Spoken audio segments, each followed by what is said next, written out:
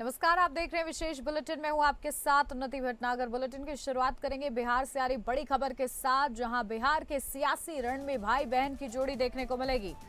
तो देखिए, बड़ी खबर आपको बता दें, जहां वोटर अधिकार यात्रा में प्रियंका गांधी की एंट्री हुई है। सीता मंदिर में करेंगी पूजा। एनडीए के गढ़ में प्रियंका गांधी भरेंगी हुंकार। तो ये बड़ी खबर, जहां बिहार के सियासी रण में अब एक और, जहां पहले तेजस्वी यादव और राहुल गांधी की जोड़ी दिख रही थी, तो वहीं अब भाई बहन की जोड़ी भी देखने को मिलेगी। जहां बिहार में विधानसभा चुनाव करीब है और चुनावी मौसम में कांग्रेस की ओर से लोकसभा में विपक्ष के नेता और पार्टी के पूर्व राष्ट्रीय अध्यक्ष राहुल गांधी ने मोर्चा संभाल लिया है। राहुल गांधी इन दिनों वोटर अधिकार यात्रा पर निकले हैं। सासाराम से 17 अगस्त को शुरू हुई ये यात्रा 1 सितंबर तक चलनी है। तो देखिए किस तरीके से यात्रा चल रही है, वोटर अधिकार यात्रा। और इस यात्रा के माध्यम से जहां एनडीए के गढ़ में सेंधमारी और हुंकार भरी जा रही है, ऐसे में आज प्रियंका गांधी की भी एंट्री होगी इस यात्रा में। तो किस तरीके से भाई बहन की ये जोड़ी, क्या कुछ बयान और किस तरीके से आज इस यात्रा में सम्मिलित होती है, ये देखना होगा। अपडेट ले लेते हैं, हमारे संवाददाता मोहम्मद दानिश हमारे साथ जुड़ गए हैं। दानिश, क्या कुछ जानकारी मिल रही है? आज दो लड़कों के अलावा भाई बहन की भी जोड़ी देखने को मिलेगी, क्या कुछ होगा? उन्नति, देखिए आज हम प्रियंका गांधी भी जो है राहुल गांधी के साथ जो वोटर अधिकार यात्रा में शामिल होंगी। और इसके अलावा जो है जो बात समझ निकल के आ रही है कि तेलंगाना के जो सीएम है रेवंत रेड्डी भी जो है इस यात्रा में शामिल हो सकते हैं। प्रियंका गांधी दरभंगा पहुंच चुकी है, उनके साथ साथ जो है राहुल गांधी भी पहुंचे हैं। और इसमें जो है राहुल गांधी का काफिला जो है सुपौल के आईजी कॉलेज मैदान से आगे बढ़ चुका है। इसी दौरान जो है नारे भी जो है लगाया जा रहा है कि ये जो नारे उन लोग लगाया जा रहा है। और साथ ही साथ जो है इसमें देखिए सुपौल से जो है यात्रा मधुबनी के लिए एंट्री करेगा। इसमें जो है जनसभा को भी आयोजन किया जाएगा। यात्रा में जो है राहुल गांधी के काफिला जो है अभी मोहन चौक होते हुए जो है आगे बढ़ा है। और सकरी में जनसभा के बाद जो है राहुल गांधी रात में वहीं रुकेंगे। और आज की यात्रा में जो है तेलंगाना के सीएम भी शामिल होंगे। और ये तेजस्वी यादव भी जो है पटना से निकल चुके थे इस यात्रा में शामिल होने के लिए। और उन्होंने ये यात्रा के लिए लेकर कहा कि लोगों में इसमें भारी उत्साह है और लोगों को महागठबंधन को प्यार मिल रहा है, जिससे एनडीए जो है बेचैनी की लहर उठ रही है। तो ये यात्रा जो है आज जो है कुल मिला के देखा जा रहा है कि प्रियंका गांधी और राहुल गांधी या साथ ही साथ तेजस्वी यादव की जो ये यात्रा है आज बहुत महत्वपूर्ण रहेगी। बिल्कुल। और देखिए किस तरीके से इस यात्रा के माध्यम से एनडीए सरकार को घेरा जाता है, आज इस पर नजर बना के रखिएगा। बहुत शुक्रिया दानिश आपका।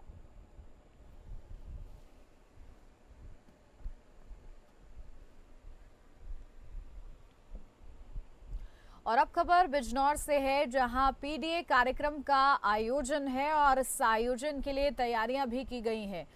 जहां बता दें, बिजनौर में समाजवादी बाबा अंबेडकर वाहिनी ने पीडीए कार्यक्रम का आयोजन कर लोगों को जागरूक किया। इस अवसर पर अंबेडकर वाहिनी समाजवादी पार्टी के राष्ट्रीय अध्यक्ष एवं पूर्व जज मनोज कुमार अतिथि बनकर आए। वोट चोरों पर जमकर वो बरसे। कार्यक्रम में आयोजन समाजवादी पार्टी के मौजूदा विधायक, पूर्व मंत्री, पदाधिकारी और कार्यकर्ता मौजूद रहे।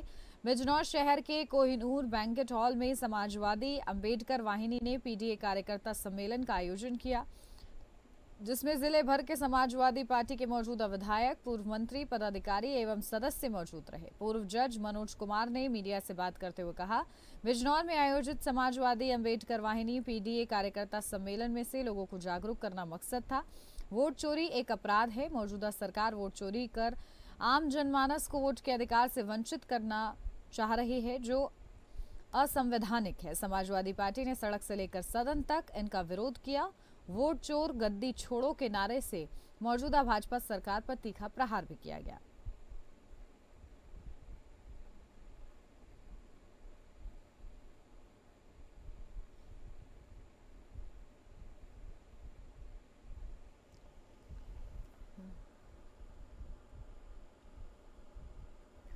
और इस बीच रुक करेंगे अगली बड़ी खबर का, जहां राज्यपाल पेंडिंग बिल का पूरा मामला। इस मामले में सुप्रीम कोर्ट की संविधान पीठ आज करेगी सुनवाई। बिल पर फैसला लेने के समय सीमा में बांधने के मामले पर सुनवाई होगी। तो देखिए, राज्यपाल के पास पेंडिंग बिल का ये पूरा मामला है। राष्ट्रपति और राज्यपाल को अपने पास पेंडिंग बिल पर फैसला लेने की समय सीमा में बांधने के मसले पर सुप्रीम कोर्ट की संविधान पीठ आज सुनवाई करेगी। इस साल अप्रैल में दिए अपने फैसले में सुप्रीम कोर्ट ने राज्यपाल और राष्ट्रपति के पास लंबित तमिलनाडु सरकार के 10 विधेयकों को अपनी तरफ से मंजूरी दे दी थी। अहम बात यही रही कि सुप्रीम कोर्ट ने इस फैसले में बिल पर फैसला लेने की गवर्नर की समय सीमा तय करने के साथ साथ राष्ट्रपति के लिए भी समय सीमा तय कर दी थी। और देखिए, ये पूरा मामला सुप्रीम कोर्ट पहुंचा था, जहां किस तरीके से अब इस पूरे मामले पर सुप्रीम कोर्ट क्या अपना फैसला सुनाता है, देखना होगा। क्योंकि देखिए, समय सीमा में बांधने के मामले में ये सुनवाई है, तो इस पर क्या स्पष्टीकरण दिया जाता है, क्योंकि अलग अलग क्षेत्र हैं, ऐसे में एक दूसरे के कार्य क्षेत्र में हस्तक्षेप ना हो, इसी को लेकर ये मामला पहुंचा था सुप्रीम कोर्ट। अपडेट ले लेते हैं, हमारे संवाददाता विवेक सिंह चंदेल हमारे साथ जुड़ गए हैं। विवेक, क्या कुछ जानकारी मिल रही है? आज इस पूरे मामले पर फैसला आने की उम्मीद है, सुनवाई है, क्या कुछ अपडेट? और बिल्कुल, जो प्रेसिडेंशियल रेफरेंस मांगा गया है उसमें जो सॉलिसिटर जनरल है केंद्र सरकार की तरफ से अपनी दलील दे रहे थे, और जो बृहस्पतिवार को पिछले हफ्ते जब सुनवाई हुई थी तो इस मामले में सॉलिसिटर जनरल ने कहा था कि जो 14 क्वेश्चन पूछे गए थे उनमें से एक जो 14वां सवाल था उसके ऊपर जो है कोर्ट को जानकारी केंद्र सरकार देगी कि क्या प्रेसिडेंशियल रेफरेंस का जो 14वां सवाल था उसके बारे में भी कोर्ट जो राष्ट्रपति है वो जानना चाहती हैं। तो कोर्ट में सॉलिसिटर जनरल ने कहा था कि इस बारे में हम डायरेक्शन लेंगे, इसी वजह से इस मामले को आज के लिए स्थगित किया गया था। आज इस मामले पर फिर दोबारा सुनवाई होगी। 14वां सवाल ये था कि भारत के संविधान में अनुच्छेद 131 के तहत अगर मुकदमे में केंद्र और राज्यों के बीच जो विवाद होते हैं सुलझाने के लिए इन मामलों में क्या किसी और अधिकार क्षेत्र को उसमें एंट्री वैलिड है, जो एक 14वां सवाल था जिसपे राष्ट्रपति ने सुप्रीम कोर्ट से अपना प्रेसिडेंशियल रेफरेंस मांगा था, उस पर इनको जवाब देना है। हालांकि जो सुनवाई हुई थी उस सुनवाई के दौरान केंद्र सरकार ने बहुत स्पष्ट चीजें कही, और जो सुप्रीम कोर्ट में सीजीआई जस्टिस वीआर गवई की बेंच थी उसके कई सवाल थे, जिसमें एक प्रमुख सवाल सीजीआई की तरफ से ये उठाया गया था कि अगर कोई बिल काफी लंबे समय से पेंडिंग है तो क्या उसमें जो कोर्ट है वो हस्तक्षेप नहीं कर सकता। इसके अलावा सीजीआई ने एक सवाल ये भी उठाया था कि अगर जिस मामले में अगर कोर्ट के सामने माफ कीजिएगा राज्य में जो निर्वाचित सदन होता है उसमें जो लोग होते हैं वोट देते हैं और उनके भलाई के लिए कुछ ऐसे चीजें होती हैं जो कैबिनेट तय करता है और राज्यपाल उसके ऊपर बैठा रह जाए, तो क्या इसमें जो कोर्ट है वो इंटरवीन नहीं कर सकती है। तो एसजी ने इसमें बड़ा स्पष्ट जवाब दिया था और ये कहा था कि अगर ये जो कोर्ट की चिंता है वो वाजिब है, लेकिन अगर जो ये ऐसी असाधारण स्थितियां बन रही हैं जो कि फिलहाल इस मामले में है, जिसमें सुप्रीम कोर्ट ने जो विधायिका है उसका जो स्थान लेने की कोशिश की है, और राज्यपाल का जो राष्ट्रपति का पद होता है उसमें जो स्वीकृति और अस्वीकृति की स्थिति है वो सुप्रीम कोर्ट खुद कर देता है, तो ये नहीं संभव है। बिल्कुल, देखिए, आज सुनवाई के दौरान विवेक क्या कुछ होता है इस पर नजर बना के रखिएगा। बहुत शुक्रिया आपका।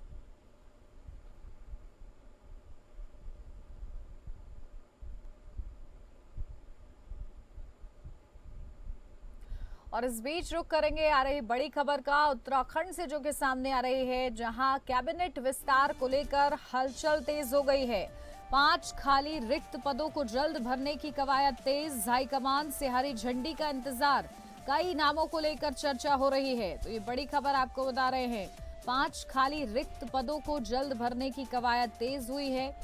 उत्तराखंड की सियासत में एक बार फिर कैबिनेट विस्तार की चर्चा जोर पकड़ चुकी है।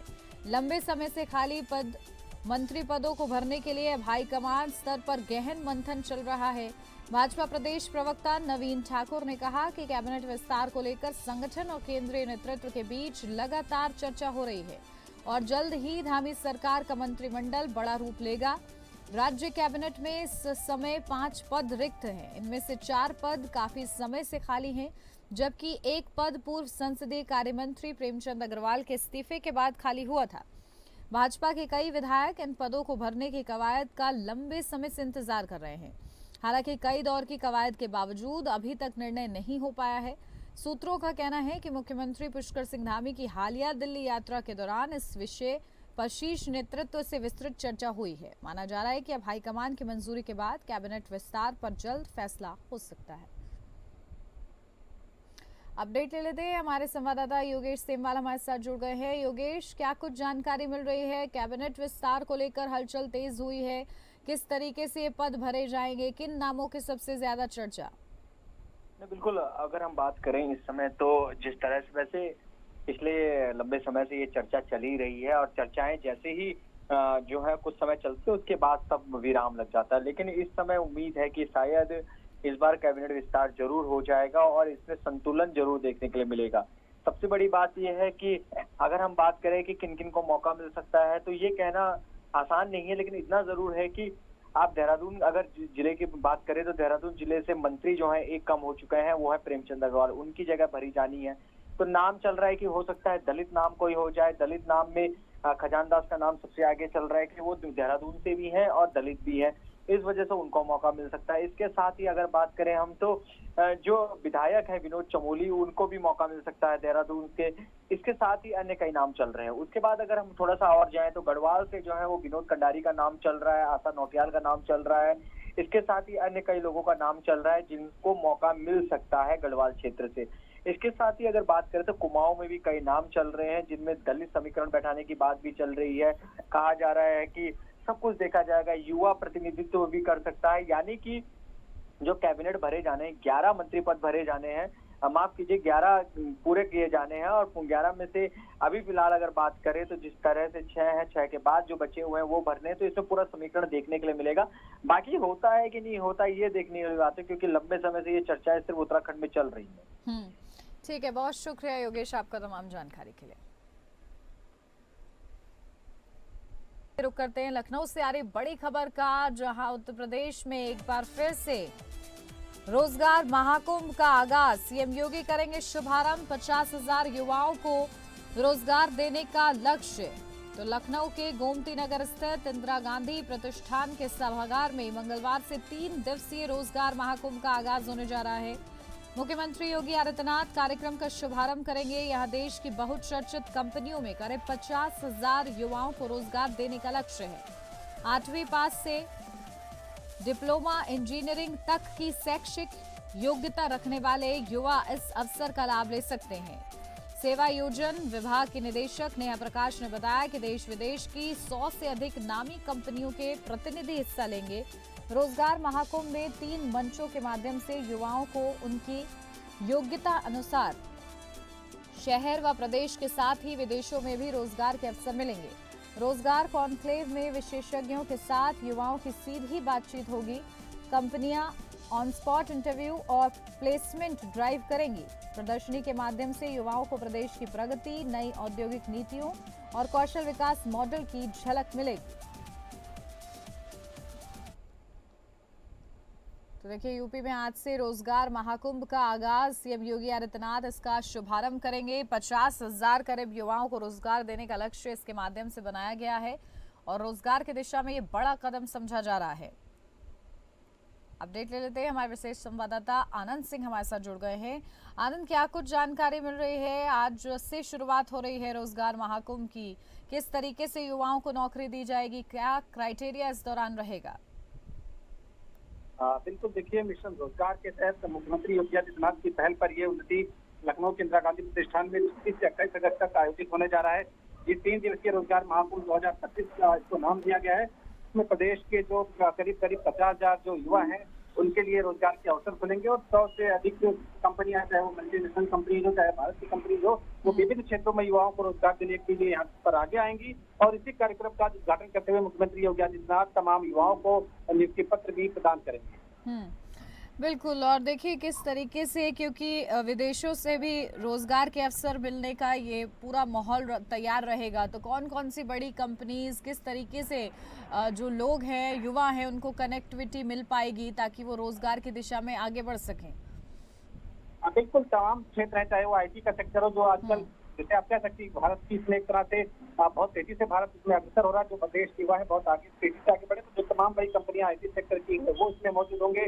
जो एंटरप्रेन्योरशिप के लिए कंपनियां हैं और इनोवेटिव जो कंपनियां, जो आजकल एआई का जमाना आप कह सकती हैं, जो तरह तरह के स्टार्टअप लग रहे हैं, तो ये तमाम कंपनियां, तमाम जो अपॉर्चुनिटीज युवाओं को आज यहाँ पर 3 दिन के लिए मौका मिलने वाला है। इंदिरा गांधी प्रतिष्ठान में ये आयोजन हो रहा है और जैसे मैंने बताया कि 100 से अधिक कंपनियां इसमें शामिल होने जा रही है। 50,000 से अधिक युवाओं को रोजगार के अवसर इसमें प्राप्त होंगे।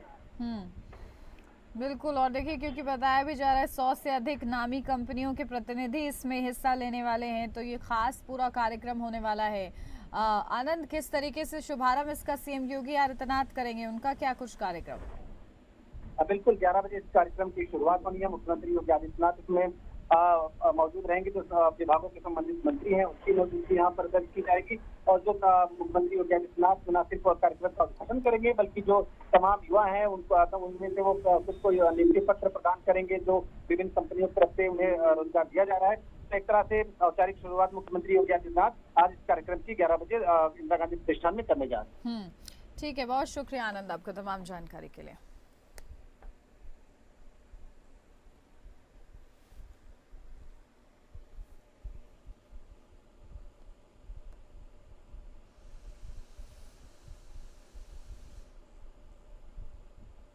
और रुक करेंगे अगली बड़ी खबर का महाराष्ट्र से, जो कि सामने आ रही है, जहां महाराष्ट्र में एक बार फिर से मराठा आंदोलन को लेकर टकराव बढ़ता हुआ नजर आ रहा है। जहां मराठा आरक्षण पर सरकार, आंदोलनकारियों में टकराव। मराठा आरक्षण को लेकर डिप्टी सीएम एकनाथ शिंदे का बयान। गणेश उत्सव के बीच प्रदर्शन टाले मनोज जरांगे। तो एकनाथ शिंदे ने ये कहा है। महाराष्ट्र के उप मुख्यमंत्री एकनाथ शिंदे ने मराठा आरक्षण आंदोलनकारी मनोज जरांगे से अपील की है कि वे गणेश उत्सव के दौरान मुंबई में प्रस्तावित प्रदेश के समय पर एक बार फिर सोचें। शिंदे ने साफ कहा कि आंदोलन करना सबका हक है, लेकिन त्योहारों के वक्त इससे आम लोगों को दिक्कत नहीं होनी चाहिए। एकनाथ शिंदे ने कहा, मुंबई में लाखों लोग गणेश उत्सव मनाते हैं। अगर इसी समय आंदोलन शुरू हुआ तो श्रद्धालुओं को परेशानी होगी। इसलिए मैं जरांगे से अपील करता हूं कि वे समय बदलने पर विचार करें।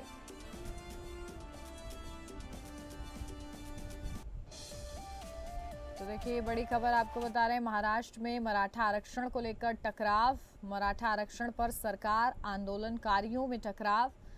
मराठा आरक्षण को लेकर डिप्टी सीएम एकनाथ शिंदे का बयान सामने आया है। अपडेट ले लेते हैं, हमारे संवाददाता सरबजीत सोनी हमारे साथ जुड़ गए हैं। सरबजीत, क्या कुछ जानकारी मिल रही है? देखिए, क्या टकराव हो रहा है मराठा आरक्षण को लेकर, क्योंकि गणेश चतुर्थी भी है और ऐसे में अपील की गई है डिप्टी सीएम की तरफ से, क्या कुछ अपडेट?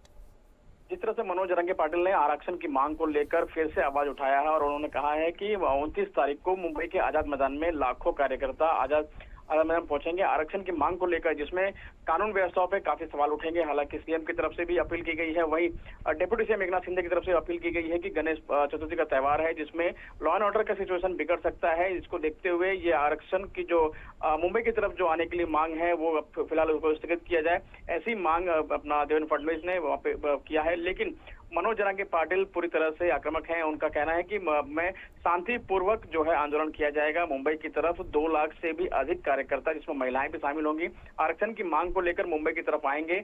अगर वो मुंबई की तरफ आते हैं तो एक तरफ गणेश चतुर्थी का जो बंदोबस्त है और वहीं इतने लाखों कार्यकर्ता मुंबई की तरफ आएंगे तो लॉ एंड ऑर्डर का सिचुएशन बिगड़ सकता है, इसलिए वहां से अपील की गई है। लेकिन वो अपनी मांग पर अड़े हुए हैं। मुंबई की तरफ आते हैं तो देखते हैं कि कानून व्यवस्था किस तरह से बनाए रखी जाती है। बिल्कुल, और इसी दौरान ये टकराव भी देखने को मिल सकता है, क्योंकि देखिए वहां पर बड़े उत्साह के साथ गणेश उत्सव मनाया जाता है और इसीलिए अपील की गई है डिप्टी सीएम की तरफ से। तो कोई सख्ती तो नहीं होगी? जिस तरह से अपील की गई, पहले भी उन्होंने कहा है कि मराठा आरक्षण की मांग को लेकर जब मुंबई की तरफ लाखों कार्यकर्ता आए थे तो डेप्यूटी सीएम खुद उनसे मिले थे और उन्हें आश्वासन दिया गया था कि एक वहां पे कमेटी बैठाई गई थी। हालांकि शिंदे कमेटी बैठाई भी गई थी, उसकी जांच भी की गई। हालांकि अभी तक आरक्षण का जो है उन्हें लिखित में आश्वासन नहीं मिला है। वो जीआर की मांग कर रहे थे, लेकिन अभी भी जो जीआर है वो पेंडिंग है। उसी मांग को लेकर फिर से आंदोलन करने की जो की गई है, वहीं डेप्यूटी सीएम की तरफ से अपील की गई है कि आंदोलन स्थगित किया जाए। उनकी जो मांगे हैं वो वहां पे जो कमेटी है, कमेटी इस पूरे मामले की जांच कर रही है और आरक्षण के जो है मुद्दे को कहीं ना कहीं उनकी जो मांगे हैं प्रोसेस में है अभी, ऐसा कहा जाना है। ठीक है, बहुत शुक्रिया सरबजीत आपको तमाम जानकारी के लिए।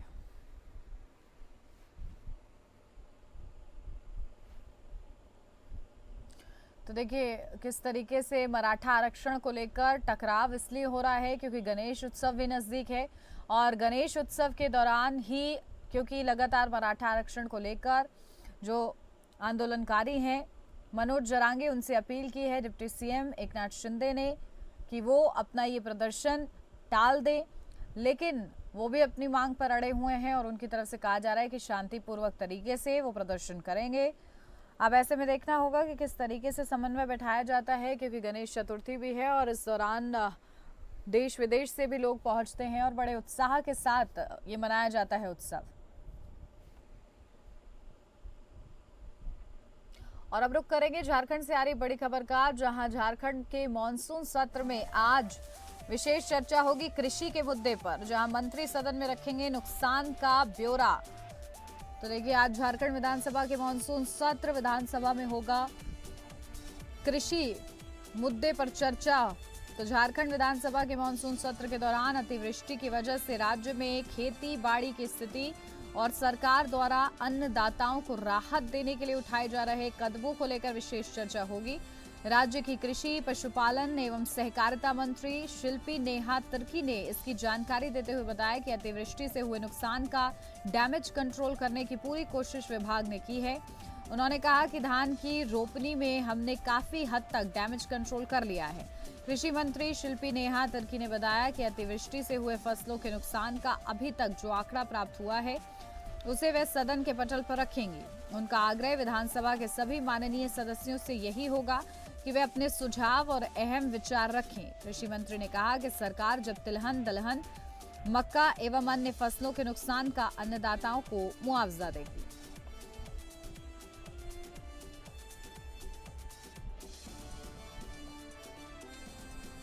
अपडेट ले लेते हैं, हमारे ब्यूरो हेड अजय सिंह हमारे साथ जुड़ गए हैं। अजय, क्या कुछ जानकारी मिल रही है, क्या किस तरीके से आज चर्चा होगी कृषि के मुद्दे पर, खास तौर से सत्र के दौरान? देखिए उन्नति, मैं बताऊं कि जो है झारखंड का जो सत्र, जो मानसून पूरक जो सत्र चल रहा है, इसमें जो है कल तो काफी हंगामेदार जैसे प्रथम पाली में जो है प्रथम पाली को स्थगित किया गया था, विपक्ष के भारी शोर शराबे के कारण विपक्ष स्थगित किया गया था। लेकिन आज जो है वो आज जब ये सदन की कार्यवाही होगी और आज जो होगा वो कृषि संबंधित बातों पे चर्चा होगी। और इस पे जो है, क्योंकि इसके पहले देखा जाए जब पहली बार जब वो झारखंड का जो सत्र शुरू होना था, उस समय जो झारखंड की जो स्थिति थी वो जो है मानसून सत्र में उस समय सुखाड़ की स्थिति बनी हुई थी। लेकिन इस दरमियान जब वो शिबू सोरेन के दिवंगत होने के बाद जो है अनिश्चितकालीन जो है मानसून सत्र को जब बढ़ाया गया था, तो फिर से जब मानसून सत्र को जब हुआ है तो अब जो स्थिति है वो पूरी तरह अतिवृष्टि वाली स्थिति है। तो जो है झारखंड सरकार जो है कृषि मंत्री जो है शिल्पी नेहा तिर्की जो है आज जो है अतिवृष्टि पर जो है उस पर चर्चा होगी और इस पर जो है सरकार की ओर से पूरक मांगों को मांगा आ जाएगा। सदन में इस बात को रखी जाए कि इसके लिए अतिरिक्त राशि की कैसे व्यवस्था की जाए, क्योंकि ग्रामीणों का और झारखंड के वासियों का बाढ़ से पूरी तरह झारखंड पूरी तरह प्रभावित रहा है, फसलें का नुकसान हुआ है। तो इस पर आज विशेष चर्चा होनी है। जी उन्नति, बिल्कुल। और देखिए किस तरीके से अब इस पूरे मामले में मुआवजा की क्या राशि तय की जाती है ये भी देखना होगा। ठीक है, बहुत शुक्रिया जी आपका तमाम जानकारी के लिए। और इसी के साथ इस बुलेटिन में बस इतना ही। नमस्कार।